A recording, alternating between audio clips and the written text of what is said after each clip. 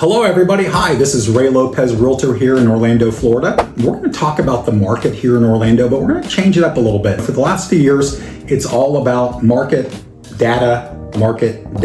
We're still going to give you that because a lot of people want to know what that real estate market has been doing and is going to be doing, but we're also going to change it up a little bit. And we're going to talk about what's going on either nationally or here in the local market that can be affecting you if you're ever looking to buy, sell, or invest, or if you happen to own and or rent. Hopefully this benefits you a little bit more. First and foremost, the thing on everybody's minds, what's going on now that the government is shut down?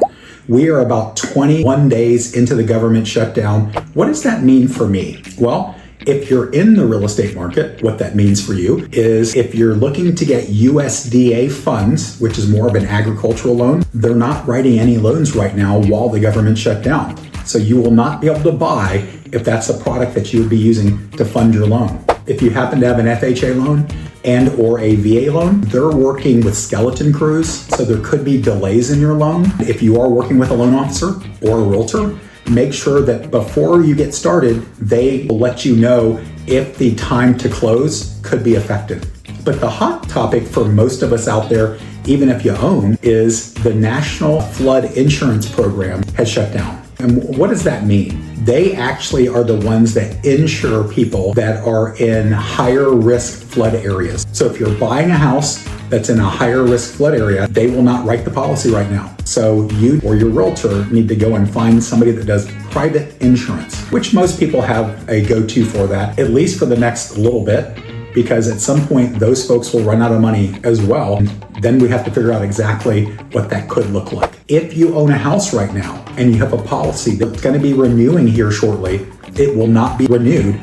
And again, you need to find out what an alternative is when you talk to your agent. We're starting to see a lot of distressed properties coming out. And it's not like it was in 2008. It's a little bit more along the lines of people that have FHA loans, and FHA loans are the federally backed mortgage. They put 3.5% down. They're allowed to have a lower credit score. The tolerance for debt to income ratio is a little bit lower. And what we're seeing in that segment, now FHA is 15% of the overall loans in America. Okay, that's a lot of loans. And inside of that 15% segments, 1 in 8 loan is late. That's not a good thing. Unfortunately, I was able to go into that 2008, 2012 mortgage crisis timeframe. Okay, so if you know anybody out there that is in trouble, I can give them help or at least advice on what they could do next, because the last thing anybody wants to do is let their house go. And then within the next 7 years, the bank can come after you for the deficiency. So we don't want that to happen. But these are the two things that are hot topics in America right now that could be affecting you and me. Now, people ask me all the time, well, Ray, that's all great, but what is our market doing? Okay, so let's talk a little bit about the real estate market in Orlando.